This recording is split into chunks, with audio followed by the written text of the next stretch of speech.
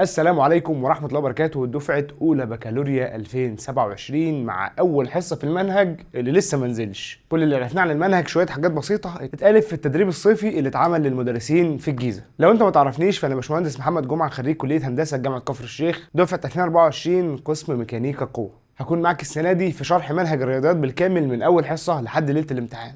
والنهارده هنشرح الجزء الاول من تفاصيل المنهج. لو انت عايز الجزء الثاني فانزل دلوقتي على طول في الكومنتات اكتب الجزء الثاني وان شاء الله نحاول نصوره لك في اقرب وقت. ولو انت لسه ما دخلتش قناه الواتساب او جروب الواتساب فصدقني انت فايتك كتير. ومن غير ما نصدع بعض يلا بينا ندخل في تفاصيل المنهج. اول حاجه عندنا في المنهج هي الاجزاء الصحيحه والاجزاء العشريه في الرقم الحقيقي. يعني ايه الكلام ده هندسه؟ انت بتقول طلاسم؟ مش بقول طلاسم. كنت زمان وانت في ابتدائي واعدادي بتاخد حاجه اسمها خط الاعداد، وكنت بتعرف ان الرقم 1 والرقم 2 ما بينهم ارقام صغيره كتير جدا لا تعد. يعني مثلا ممكن اقول 1.2 1.5 1.96 1.765 وهكذا. ده كنا بنقول عليه رقم صحيح، وده الرقم العشري. يعني ايه هندسة؟ يعني اي عدد حقيقي بيتكون من جزئين، جزء صحيح اسمه الف وجزء عشري اسمه ب. طب والف وب دول ليهم شروط؟ اه طبعا ليهم شروط. اولا الف ده لازم يكون عدد صحيح. طب والب لازم يكون موجب. ومش بس كده، الب ده بيكون محصور ما بين الصفر والواحد، يا اما بيساوي صفر يا اما بيساوي واحد يا اما في النص ما بينهم. طب يا هندسه هو انا حاسس ان الكلام ده انا خدته قبل كده؟ اه طبعا خدته قبل كده. هو انا النهارده مش جاي اعرفك الرقم العشري، انا بس جاي افهمك الطريقه اللي هنفكر بيها، لان المنهج الجديد مش مجرد دروس جديده، منهج جديد عايزك تغير تفكيرك. ولو فضلت ثابت في مكانك ما بتذاكرش سواء كطالب او كمدرس، المدرس هيذاكر السنه دي، لو انت فضلت واقف مكانك مش هتتحرك وهتلاقي نفسك ضعت مع اللي بيضيعوا. يلا بينا ناخد مثال علشان نفهم الكلام ده بيقول ايه. عايز الجزء الصحيح والجزء العشري في الارقام التاليه. 14 17 من 100 ده سهل.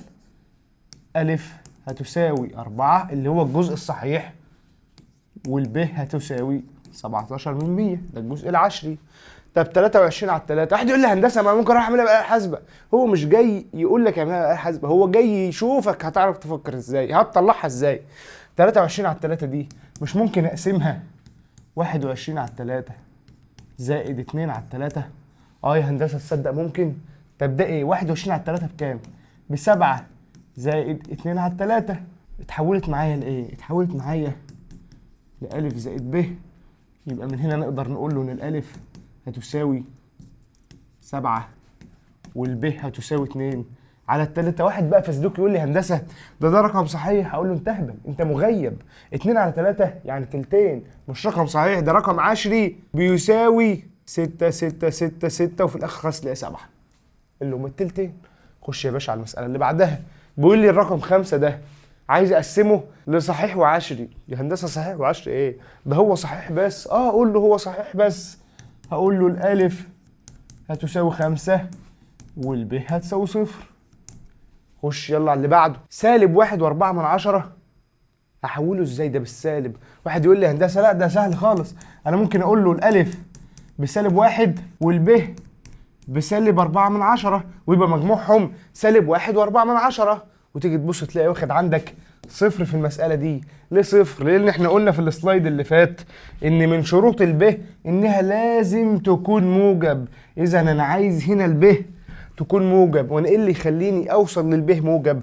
تعال أقول لك إيه اللي يخليك توصل لها موجب. هو أنا لو قلت الألف ب2 قول لي كده الب هتيجي منين؟ مش احنا قلنا ان السين اللي هو العدد بيساوي ألف زائد ب؟ يعني من هنا ممكن اقول له ان اللي ب بتساوي س ناقص ألف. كلام مظبوط. يعني الب هتساوي السين بكام؟ ب1.4 ناقص ألف. ألف بكام؟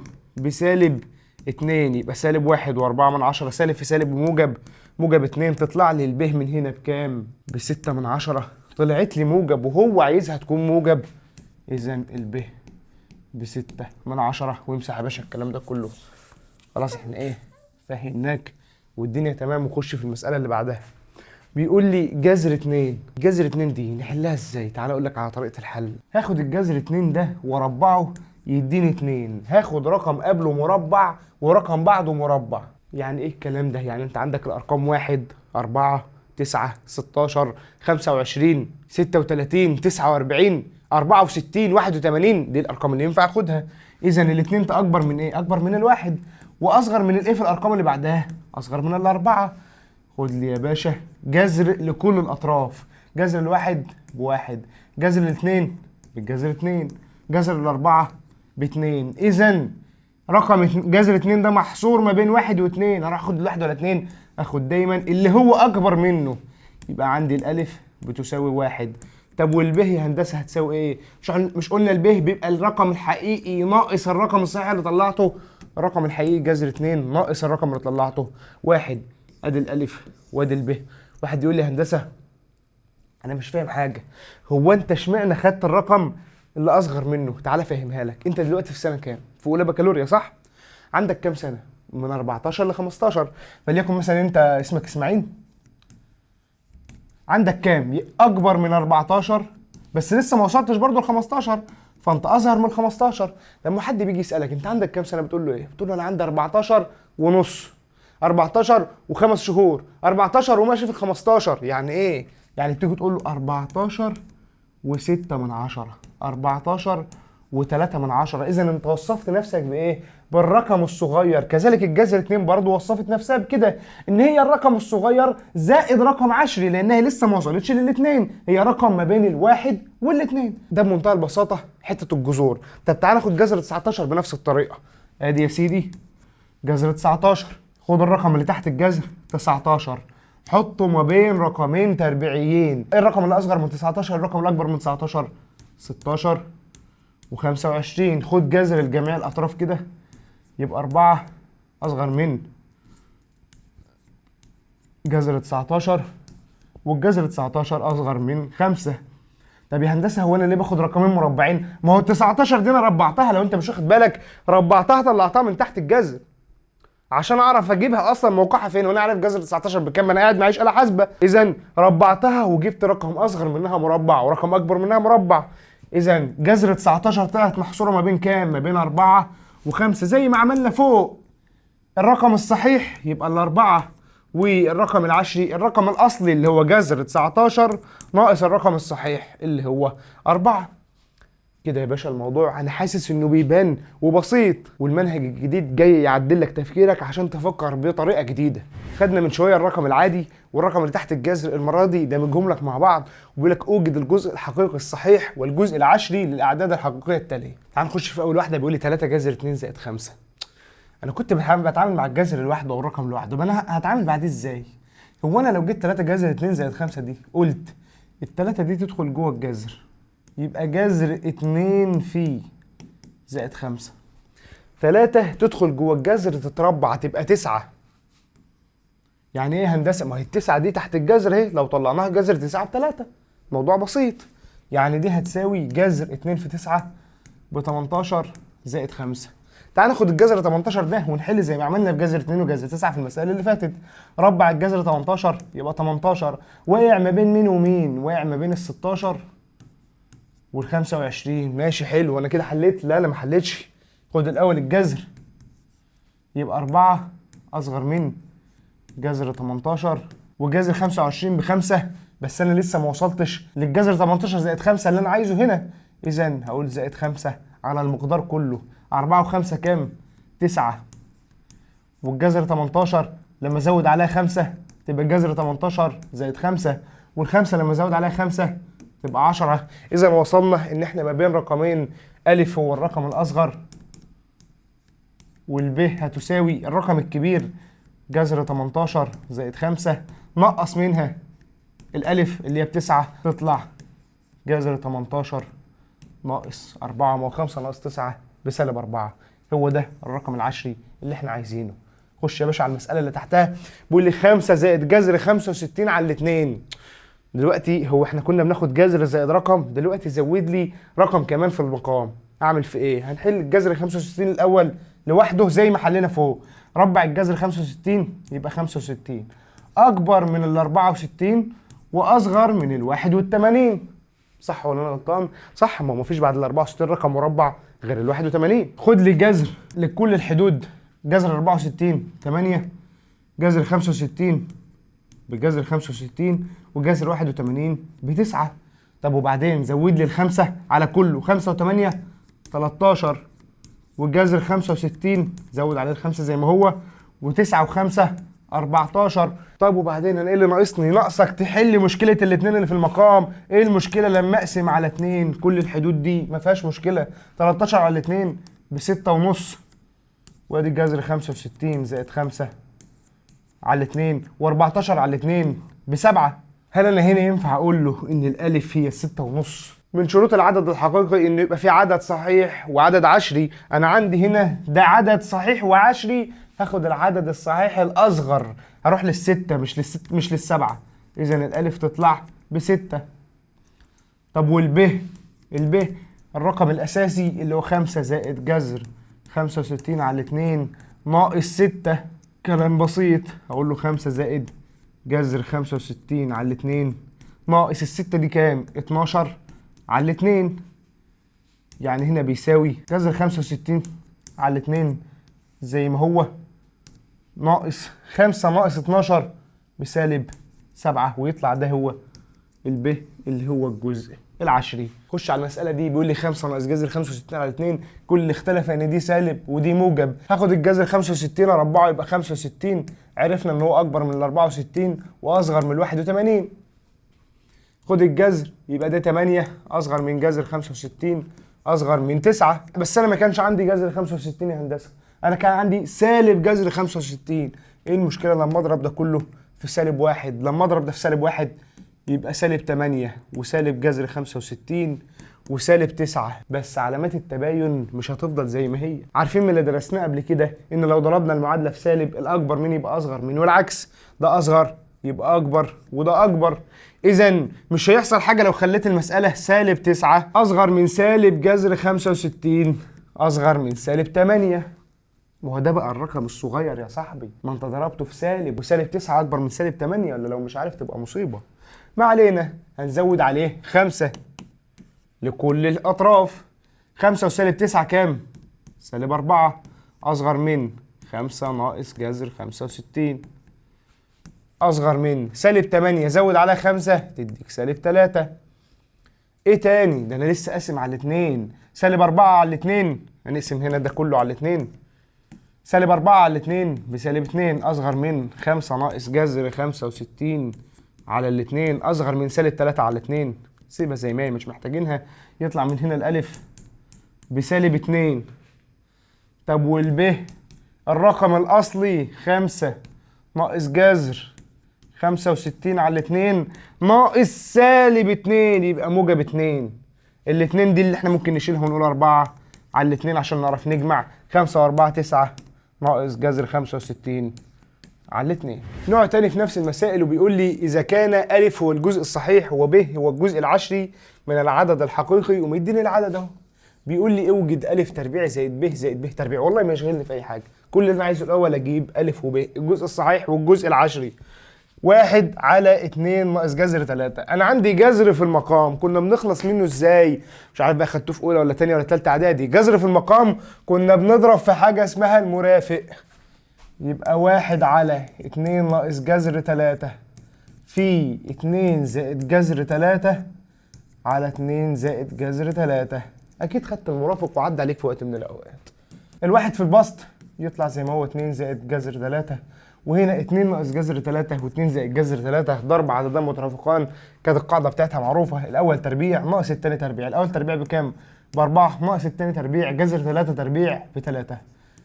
يبقى هنا بيساوي 2 زائد جذر 3 على 4 ناقص 1، 4 ناقص 3 ب1 يساوي 2 زائد جذر 3. يبقى أنا عايز أحل الرقم ده، هقول له الجذر 3 ربعها تبقى 3 أكبر من الواحد وأصغر من الأربعة.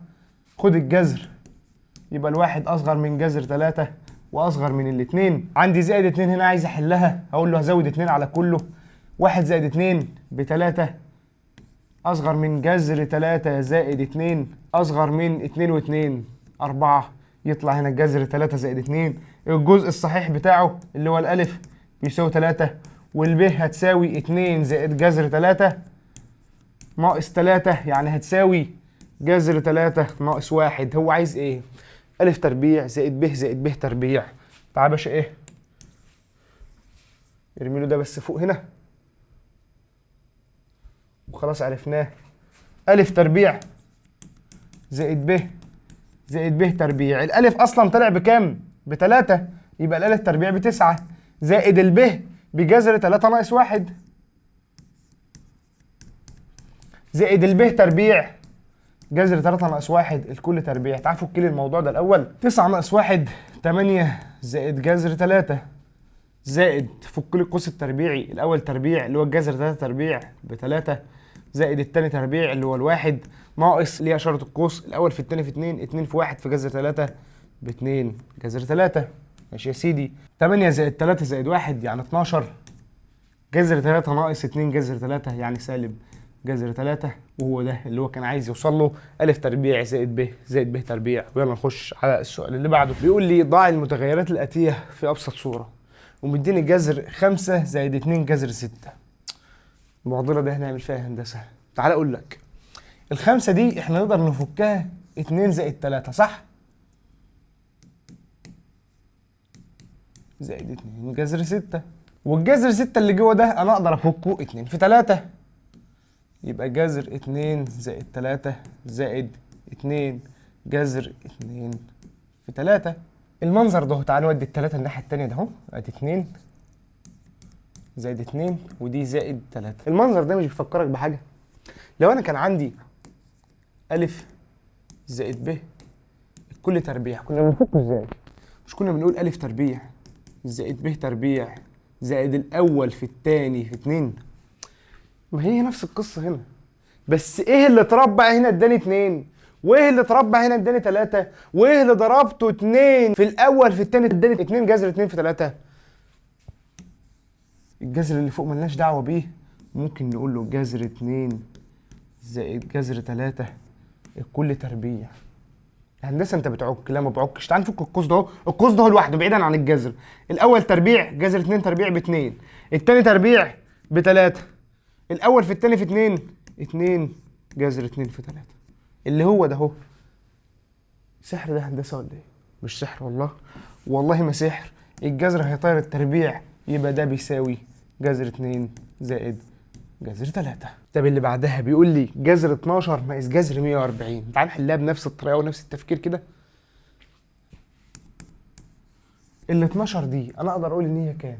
7 زائد 5 برافو عليك ناقص جذر، انا عايز ال 140 دي تتحول لحاجه بنفس الطريقه. اقسمها على كام؟ اقسمها على كام؟ لو قسمتها على 4 تديني كام؟ لو قسمتها على 4 تديني 35. ادي 4 في 35. كلام والله حلو. الاربعه ده اهي مش ممكن اطلعها بره الجذر؟ ممكن تطلعها بره الجذر ب2، يعني انا ممكن اخلي ده اهو 2 جذر 35. والله ممكن تخليها 2 جذر 35. وانا مش ممكن اخلي الخمسه دي اهي برضه اهو؟ والله ممكن. طب وايه تاني ممكن اعمله؟ ال 35 ده ايه مش ممكن اخليها 5 في 7؟ ادي سالب 2 جذر 5 في 7 اللي هي جذر 35. انا عملت ايه؟ انا وصلت لصيغه نفس الصيغه دي، بس المره دي الاشاره بتاعت القوس سالب لان الاول في الثاني في 2 طلع بسالب. يعني انا ممكن اقول له في الاخر ان ده بيساوي جذر قوس تربيعي جذر 7 ناقص جذر 5 الكل تربيع. التربيع يطير الجذر يطلع جذر 7 ناقص جذر 5. يا هندسه هو كان هيحصل حاجه لو انا خليت ال5 هنا وال7 هنا؟ كان هيحصل جريمه. ليه جريمه؟ لانك كنت هتخلي تحت الجذر سالب، ودي كانت هتبقى مصيبه. نخش على اللي بعده، حاجه اسمها تمثيل الدوال التربيعيه. يعني ايه تمثيل الدوال التربيعيه؟ انت اكيد خدت شكل الداله التربيعيه لما كان بيقول لك داله س بيساوي س تربيع. داله س بيساوي س تربيع دي كان القطع المكافئ ده باصص لتحت. ما هو ده اسمه قطع مكافئ، رسمه الداله التربيعيه اسمها قطع مكافئ. ماشي. ايه تاني؟ كنا بنطلع حاجه اسمها نقطه راس المنحنى، وفي الداله نقطه راس المنحنى كانت 0 وصفر، وكان محور التماثل هو المحور الصادي، وكان المنحنى باصص لفوق لان داله س بيساوي س تربيع كانت اشاره س تربيع موجب. طب الناحيه دي العكس تماما، المنحنى باصص لتحت عشان داله س بيساوي سالب س تربيع، وهنا نقطة راس المنحنى برضو صفر صفر، ومحور التماثل هو محور الصادي. تعال نخش في اللي بعده ونفهم أكتر. لو جه قال لي دالة س بيساوي أ س تربيع زائد ب زائد ج، راس المنحنى هنا ايه؟ سالب ب وج، لانك دايما في الحاجات اللي زي دي بتاخد اللي مع السين تربيع جوه القوس بعكس الاشاره، واللي بره القوس بتاخده بنفس اشارته. ومحور التماثل هو س بيساوي ب. ايه من الاخر انت عملت ايه هنا يعني في الموضوع؟ انا عملت حاجه حلوه خالص اسمها ازاحه. اوجد معادله القطع المكافئ الناتج عن ازاحه القطع المكافئ ده اهو. ده الاساسي، القطع المكافئ الاساسي اللي احنا هنعمل له ازاحه بمقدار 3 وحدات في اتجاه محور س، وسالب 2 وحده في اتجاه محور ص، على الصوره ص بيساوي أ س تربيع زائد ب س زائد ج. يعني ايه هندسه؟ تعال ناخد القطع المكافئ ده. ص بتساوي 2 س تربيع زائد 8 س زائد 11. هو انا مش ممكن اخد من ده 2 عامل مشترك؟ ادي الاتنين بره، وادي الس تربيع زائد 4 س زائد 11. وعملت ايه تاني هندسه؟ ده اهو انا عايز اجهزه على التحليل. اعمل ايه؟ انا ناقصني هنا عدد لو زودته اعرف احلل، اللي هو ايه؟ اللي هو الاربعه. طب تعالى كده خلي الزائد 11 هنا ايه؟ زي ما هي. لو انا زودت هنا 4 عشان انقصها ازاي بره؟ هندسه انقصها 4؟ لا، ما انقصهاش 4، انا واخد 2 من هنا عامل مشترك، عشان انقصها هضربها في الاثنين اللي هنا، يبقى ناقص 8. يطلع ده 2، ده تحليله معروف، س زائد 2 الكل تربيع سالب 8 و11 تديني موجب 3. حللناه اهو، وصلنا للنقطة للصيغة اللي كانت معانا المرة اللي فاتت. يبقى نقطة رأس المنحنى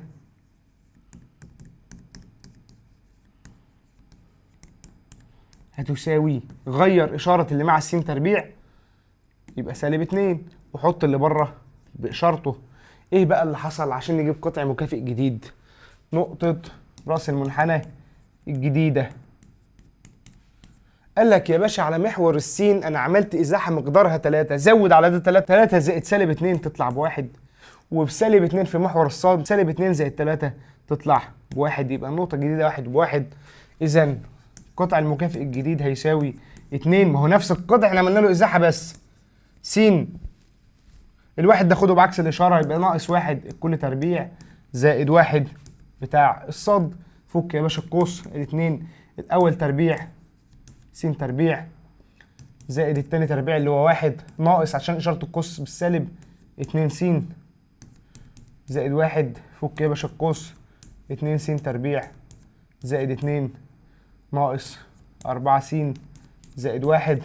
ظبط القوس يبقى 2 س تربيع ناقص 4 س و2 1 3. وهو ده القطع المكافئ اللي كان عايزه بعد ما عملنا له ازاحه. قال لك حاجه تانية اسمها القيمه العظمى والصغرى والمدى والمجال. مالهم الكلام ده؟ قال لك يا باشا لما كان المجال ما فيهوش قيود. ايه ما فيهوش قيود؟ ايه الجمله دي اصلا؟ ايه المجال ما فيهوش قيود؟ يعني المجال بحاه، بمعنى اصح ما قاليش المجال في الفتره من كذا لكذا. فكنا بنيجي هنا ونقول ان القيمه الصغرى هي النقطه دي اللي هي وليكن مثلا ج. ماشي. طب والقيمه العظمى؟ قيمه عظمى ايه ده كان ماشي الى ما لا نهايه، ما هو مش محدد بفتره، اذا ما فيش قيمه عظمى. طب وهنا مثلا وليكن دي برضو ج تانية، يعني في مساله تانية القيمه العظمى هنا ج. طب والقيمه الصغرى؟ ما فيش قيمه صغرى، انا مش عرفني، ده رايح لحد ما لا نهايه. طب لو كان مقيد لي المجال بفتره، يعني قال لي المنحنى نفس مثلا المنحنى ده اهو، ولكن من الف لب فتره مغلقه، اعمل ايه؟ بمنتهى البساطه القيمه الصغرى عند الف، ما هو موقفها لي، والقيمه العظمى عند ب. ماشي. طب لو فتح لي الفتره من ناحيه الف وسابها لي مقفوله من ناحيه ب، هقول له بمنتهى البساطه انا عارف ان القيمه الصغرى عند ب، بس فين القيمه العظمى؟ انا ما اعرفهاش، ما انت فاتح لي الفتره، انت سايب لي الفتره مفتوحه، اذا لا توجد قيمه عظمى. هنا الف مفتوحه وب مفتوحه، ما هو المجال هنا اهو الفترتين مفتوحتين، اذا انا لا انا عارف فين القيمه العظمى ولا انا عارف فين القيمه الصغرى، لا توجد قيمه عظمى ولا قيمه صغرى. خش على اللي بعده. لو مديني المجال فترة مغلقة ألف وب ولكن مستثنى منهم الجيم، لو مستثني عندي الألف هنا زي هنا، إذا لا توجد قيمة صغرى، والقيمة العظمى عند الألف أو الب الأكبر فيهم في القيمة. طب لو العكس، ألف وب مفتوحين بس ج هي اللي معايا في المجال. هقول له يبقى عندي قيمة صغرى عند ج وما عنديش أي قيمة عظمى. طب لو أنا عندي الجيم دي في منتصف ألف ب، إذا الاتنين ألف وب عندهم قيمة عظمى. أنا ما فهمتش الكلام ده كله هندسة، وأنت عارف إن أنا بفهم بالأمثلة. تعال نفهم بمثال. بيقول لي أوجد مدى الدالة الآتية واذكر أيضا القيمتين العظمى والصغرى. مديني ص بتساوي س تربيع زائد 2 س ناقص 1 حيث، ومديني ده ايه؟ ده المجال. ما هو س اكبر من ناقص سالب 2 واصغر من 1 يعني ده المجال. اهو المجال هيساوي، طالما في يساوي في التباين يبقى الفترتين مقفولتين سالب 2 و1. تعال نجيب له راس المنحنى في القطع المكافئ ده. ص بيساوي دي برضو انا عايز احللها. عايز اظبطها. السالب 1 ده لو موجب انا هبقى مبسوط قوي احل، بس هو مش موجب، هو سالب. طب ايه المشكله؟ ما تخليه موجب. هزود 1 وانقص 1 تبقى هنا س تربيع زائد 2 س. اللي انا عملته هنا يحصل حاجه؟ انا زودت واحد نقصت واحد لكني ما زودتش حاجه. خلي الواحد هنا وبعدين السالب 1 ده على السالب 1 التاني يبقى سالب 2. طلع لي هنا حاجه انا اعرف احللها. هقول له س زائد 1 الكل تربيع ناقص 2. هنا اقدر اجيب نقطه راس المنحنى.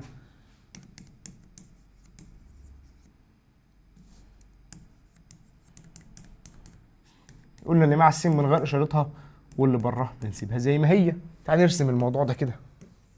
نقطة راس المنحنى سالب 1 ادي السالب 1 مثلا، وسالب 2 اللي هي هنا مثلا، يعني هنا نقطة راس المنحنى، وادي المنحنى ادي يا باشا سالب 2 سالب 3 ده 1 وده 1 سالب 1 وسالب 2. بس اجي ابص الاقي لي عامل لي المجال متحدد من اول سالب 2 ل1.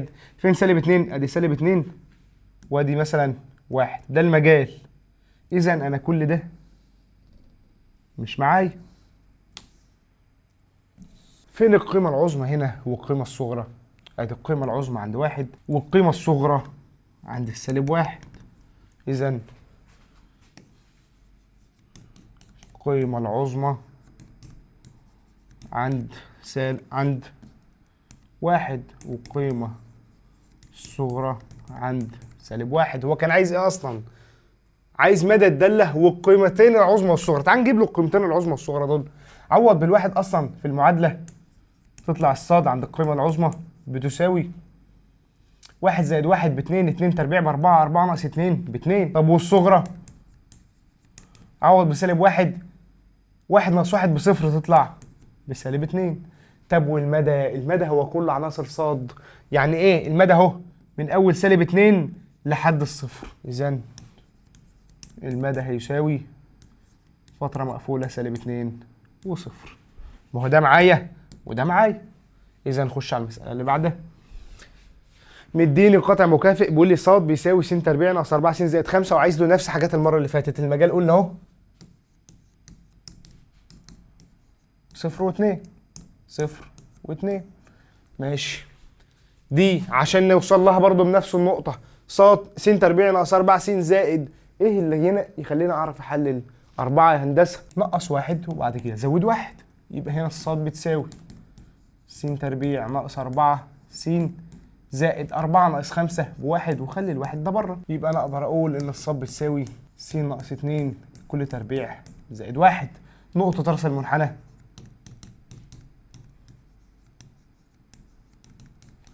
اللي مع السين غير اشارته يبقى ب2 واللي بره سيبه زي ما هو يبقى ب1. ادي يا باشا 2 3. احنا بنرسم كروكي برضه يا رجاله، ايه ما تاخدولناش على كلام يعني. راس المنحنى 2 و1 ادي 2 و1 ادي المنحنى ادي المنحنى.